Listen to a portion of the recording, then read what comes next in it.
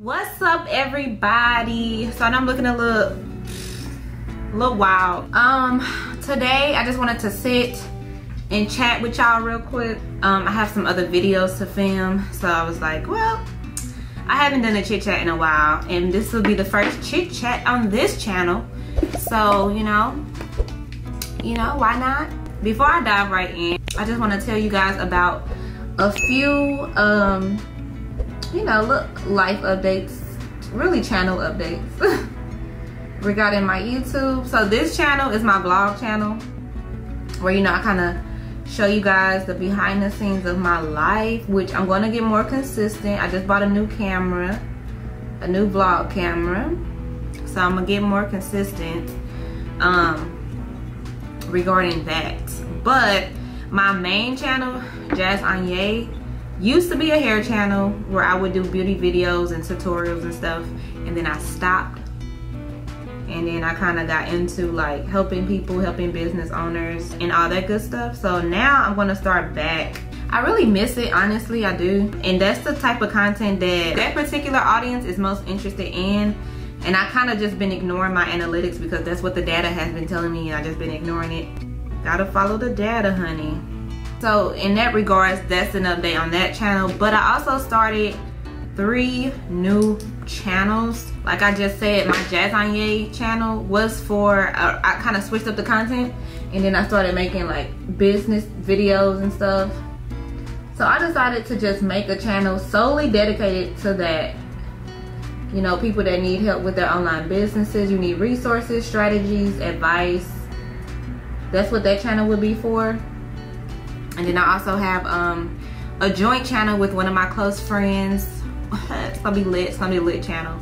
And then last channel, oh my god, so many channels, y'all.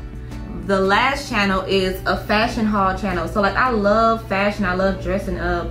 I rarely get to do it because I work from home, plus the world is closed, and I always, wanted to get into doing fashion hauls and luxury hauls and all that stuff, but again, my audience wasn't interested in that, so I created a whole new channel for that. So I'm gonna leave the links to every single channel that I have down below in the description box if you guys are interested and you would like to support, you would like to subscribe, go ahead and do so. But yeah, y'all, so I don't know, the other day I was browsing through my phone pictures, like my old pictures. I don't know, every once in a while I'll do that. And I found this picture of a screenshot that I took, and I had 86 cents in my bank account. And that shit just really made me realize, like, I don't really take the time to look back and see, how far I've come, because I've come so far. And I don't really take the time to just be proud of myself. I'm always like, looking for that next thing, trying to reach that next goal. So I was like, damn, bro, like, niggas didn't even have $1 in a dream because I didn't even have $1. You know what I'm saying? And this was just 2.5 years ago. This was literally 2.5 years ago. My phone was off, my nails wasn't done, I was sacrificing. I was broke as hell, shit. 86 cents. I was staying with my dad in this little ass 2-bedroom, 2-bathroom apartment after we had just moved out of a big ass house. Like, life just really kind of like, took a turn. But looking back, bro, I swear to God, everything happens for a reason. Like, if you are in a, why did I do my lashes like this? I mean, my eyebrows like this, child. I just feel like when you are in a place of struggle, when you are in a place of poverty and it doesn't feel good, and it's probably gonna ruffle some feathers, but take that shit as a blessing. I'm not talking about take the struggle as a blessing. I'm talking about take that feeling of being uncomfortable as a blessing. If you are uncomfortable, that means that there's more for you out there. If you comfortable, if the shit doesn't faze you, if it doesn't bother you that you have nothing, then that's a problem that most people have and don't even realize that that's a problem, So to see my life literally change in less than 3 years, from me not having a dollar to making over 100,000 in a month, I can't say I didn't see it coming, because I always believed that my life was going to be extremely lavish. Okay, I've always been a hustler, you know. I've always made a way. I never depended on anybody to do shit for me, ever. Never waited around, you know. But I will say, at that point in my life, when I only had 86 cents in my bank account, I was very comfortable and complacent, and I lost my job. I lost my motivation, you know. I lost that hustle and shit. My bank account reflected that. Y'all, this is my story. I'ma skip all the parts that don't matter for the most part, but everything matters, right? I'ma skip the part of me before I was broke and how I was very well off and then I lost it all. I'm gonna skip straight to the lost it all. Okay, I was working at a lingerie bar as a bartender slash server, and I was staying with my dad, like I said, in a 2-bedroom, 2-bath apartment, 800 square feet, probably a little over, maybe like 810. And we had no room. All of our stuff was in storage.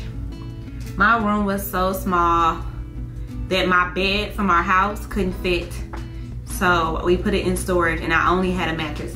And I am so mad because recently I ran across this picture when I was going through those images in my phone, and I found the picture that I took of my bed when I moved, when I left St. Louis to come to Houston. I found the picture, and I don't know if I got emotional and I just deleted it because I was looking for it. I've been looking for it for the past 3 days. I cannot find it, and I'm so mad because I want to show y'all, like, literally where I was sleeping. I had no headboard. I had no pictures on the wall. I had no comforter set. I literally just had a mattress with a sheet on it. And it was right, as soon as you walk through the bedroom, bam, the bed was right there. And then I had my dresser. That's all that could fit in this fucking room, is a bed and a dresser, nothing else. Like, literally you walk in, boom, your knees is touching the damn bed. It was so small, like literally my TV was on the dresser, and actually I didn't have a TV because my TV went out. Put my TV in my closet. So I had my computer sitting on my dresser because we had no room for a desk or anything, for office or nothing, you know. And I was, you know, living with my dad and just really struggling. I had a boyfriend at the time, and I feel like that's really what enabled me, because, you know, we would go out to eat. Somebody stole my car. Yeah, I didn't even have a car. Somebody, look at my, don't talk about my wig, honey. I ain't put it down yet. I'm gonna put it down in a second, don't worry. I didn't have a car. Somebody stole my car from downtown. So I had no car, no place of my own, no money. My phone was off. You know, I was literally Ubering to work or asking my dad to use his car to go to work for like months.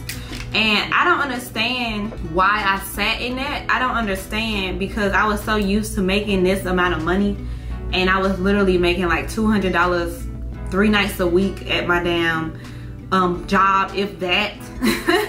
You know, and it's like I'm used to making shit $200 an hour, you know, you're talking about, and this every day. So I was really comfortable, and again, I think my relationship played a huge part in that, because I had a boyfriend, he had a car, so he would come get me, you know, take me to work when I didn't have a ride, or take me out to eat and take me out of town, and you know what I'm saying? He was like, well, I'm like, well, can you pay my phone bill? And he was like, oh, you know, I'll put you on my phone bill. And I just never wanted to do that. Happy I didn't do that. But fast forward, y'all, we broke up, and when we broke up, and it was a very, very bad breakup, by the way. It was a very bad breakup, but when we broke up, I woke up. When we broke up, I woke up. I realized, because we broke up, so this nigga, I don't have access to his car no more, you know. I didn't have access to going out to eat and not worrying about paying, or, you know, just going here and there without worrying about paying. I realized you are broke as fuck, and you are very, very complacent. What are you doing? And it's so crazy. My credit wasn't the best, so, you know, I wasn't making much. So I'm like, I need a car or whatever. So I settled. I love my little car. I love my little car. But I ended up getting a car like literally a month after we broke up. So now I'm moving and grooving. I can get to work, all this good stuff. And then I ended up getting fired from my job. They just hated me because I stayed to myself, didn't fuck with them. But I ended up getting fired. I worked at like an all-girl staff, you know. Y'all know how girls can be. So I ended up getting fired from my job, and it was the best thing that ever happened to me, because before I got fired, I worked at another job where I got fired. Same thing, all-girl staff. That's when I realized, like, this all-girl staff shit ain't for me. So before I got fired, like, my customers love me. I had regulars out the ass. Literally, I got job offers from people who would come in and get serviced by me. Like, can you please come work for us? Like, the customers, having good service wasn't my problem. It was just working with others. You know, I don't like being told when to use the fucking bathroom. Okay, period. But anyway, y'all, so one of my regulars bought me a camera. I was telling her, like, you know, I was telling her that I was telling her, oh my God, I was telling her that I used to do videos on Facebook, da da da da da, and that I really wanted to get into it again, but I couldn't afford a camera. Okay, this was my regular. This was a lady. This was not a man. This was a lady, Miss Dora Lee. Okay, love her to death to this day. And Miss Dora Lee literally came to my job and surprised me with a camera. The camera I told her I wanted, she literally surprised me with it, right? So she bought me this camera. So I got fired from that job, ended up going to the lingerie bar. As I was, you know, working at the lingerie bar, I started back doing videos, but not for real. Like, I was like, you know what, I'm gonna get back on, I'm gonna take my channel more seriously. You know, I'm gonna start back making videos or whatever. So I started doing that little by little, whatever. So when I got fired, best thing that ever happened to me. And I swear to God, y'all, when I was working at that job, something kept telling me, and I literally told my friend this that was working there with me at the time. I said, God is telling me this is my last job I'm ever going to work. I was never the job type, okay, ever. Anytime I had a job, I had some other shit going on. Even my first job, second job, like, I always had some other shit going on, doing hair. After work, I would get off at 11 p.m., 12 a.m. and go do somebody's hair, and then get back up at 6 a.m. to go to school. Always been a hustler, right? But even I got sidetracked. Even I lost my way. I got fired from my job, and I started taking my channel more serious, and I was like, I'm not even about to get another job. I was like, you know what, I gotta make this work. I gotta make this work. I didn't even know, like, what direction. I didn't know how I was gonna make it work. I didn't know what I was gonna do, but I just started filming again. I just fell back in love with filming, and, you know, I just started sharing my story, and little by little things just started to come together. So once me and my ex broke up, like I said, I got a car, and when we were together, we were supposed to move to Houston together. So when we broke up, I got a car, and I was like, I was really going back and forth on if I even wanted to move to Houston. Like, I literally almost let this man stop me from accomplishing my dream of moving to Houston. And I'm so glad that I didn't. But let me tell you, delayed doesn't mean denied, because I was supposed to move to Houston in May, and I didn't end up moving until August, and my 1-year anniversary is coming up. But everything happens for a reason, y'all. I'm telling you, even when you can't see it, because it was so sad, but I relied on that man for so much, just as far as me being comfortable, that when we broke up, I really didn't know what the fuck I was gonna do.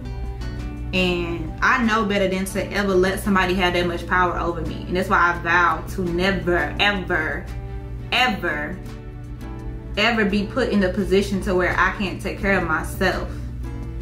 And not to say he took care of me, but he made me comfortable. Like, I didn't want for nothing. I didn't ask him for nothing, but I didn't want for nothing. Like, you know what I'm saying? The nigga just made sure I was good. My channel started getting a little traction, and I started selling digital products. Now, me being me knowing what I know, I talked about everything what not to do in business. You know, I share my experience, I share my knowledge, I share my wisdom, and I started selling my knowledge. You know what I'm saying? I started selling that knowledge. And shit, honestly, when I first started selling digital products, this was before we broke up. It wasn't until we broke up And then I looked back into my website because I was selling wigs at first. That's what happened. That's how I was getting by. I was selling wigs. I almost forgot about this shit. I was selling wigs and I was using my channel to promote my wigs or whatever. So, you know, I would sell a wig here and there, $400 here, $500 here. So, you know, I was making weight, and after I got fired, I just chose to double down on that and really focus on selling wigs or whatever. But then I got tired of that shit. I got tired of trading my time for my money. So then I started selling digital products. And it wasn't until 6 months after I started selling digital products that I see the value in digital products. I really didn't understand how powerful digital products were until 6 months later. And that's when I started making real money, because I started taking it more serious. I put out more content. I put out more products. I got to really understand my audience and what they needed, what they wanted, and it took off from there. How I got to the point of making $100,000 a month is just all the years of knowing what not to do in business and learning as I go, learning much faster, and investing in my knowledge is key.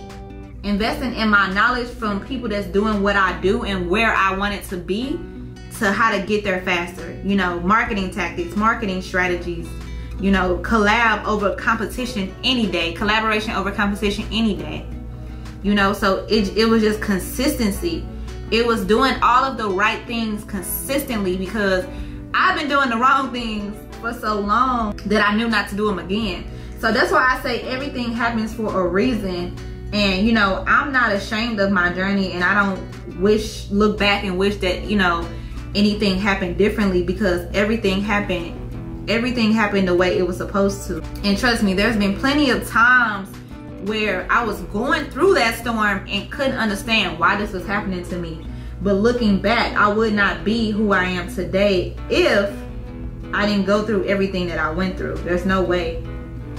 There's no way, because if I was still with my boyfriend, there's no telling if I would even be doing what I'm doing, because I was so comfortable with him.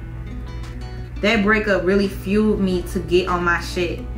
And, you know, that breakup devastated me at that moment, but that needed to happen. God needed to expose his true characters to me so that I could leave that situation and I could become the woman that I was meant to be.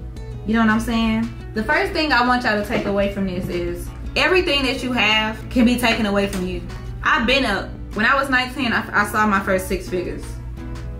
And I had nothing to show for it. When I was 20, I got a second chance. I opened up a store. I opened up a storefront and it didn't work, right? Lost everything. I wasted 3 years of my life feeling sorry for myself.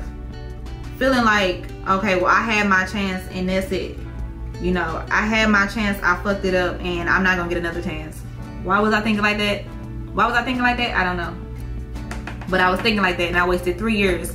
Went back to working for somebody else. But as I worked for somebody else, I learned things about me. I learned things about management, administration, how to run a team, how to manage a team. You know what I'm saying? I learned, I didn't realize I was learning, but I was learning.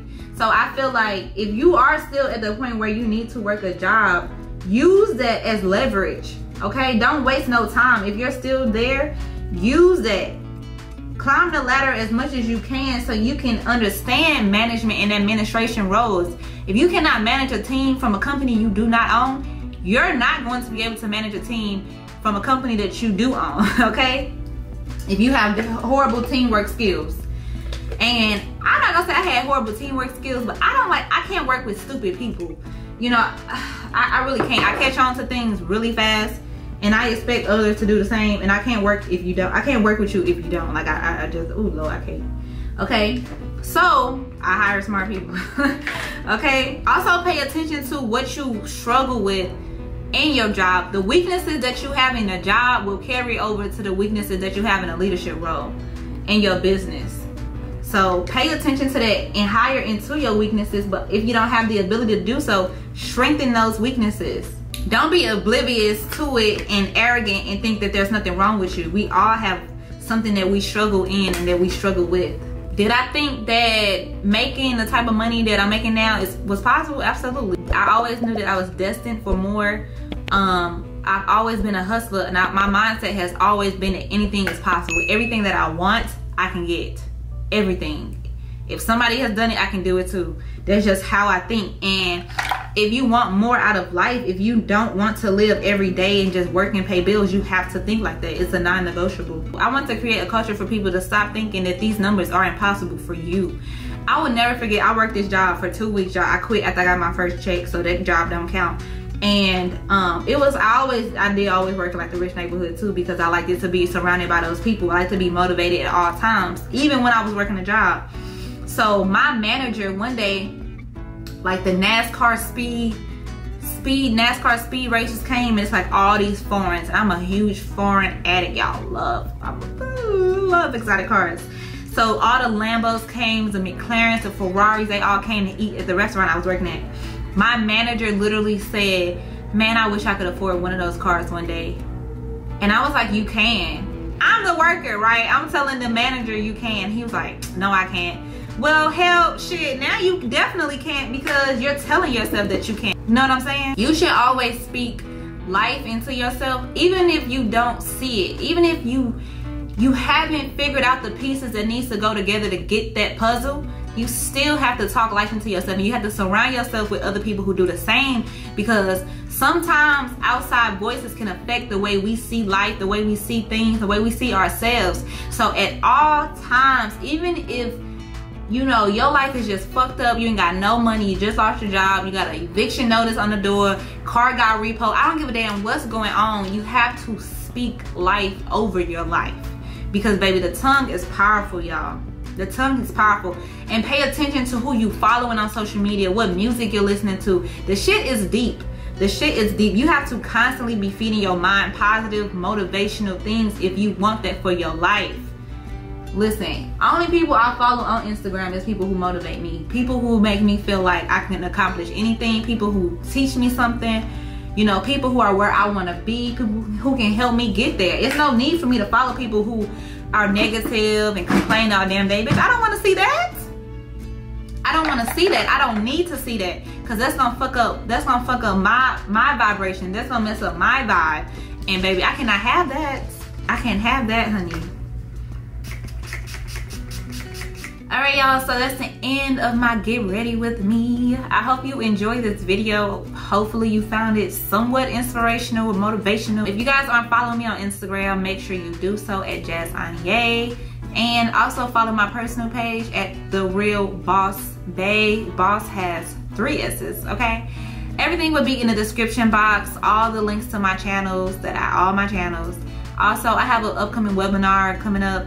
I'll leave the link for that in the description box, along with a discount code for y'all. The webinar is September 6th, so if you're watching this after September 6th, I'm sorry, but you missed out. You missed out. There'll be more coming soon. You gotta follow me on Instagram to catch the deets. If you guys need tips, I'm always dropping some free gems on Instagram, literally. So you can stay updated with me on Instagram. I hope y'all enjoyed this video though, and I will see y'all in my next one. Mwah.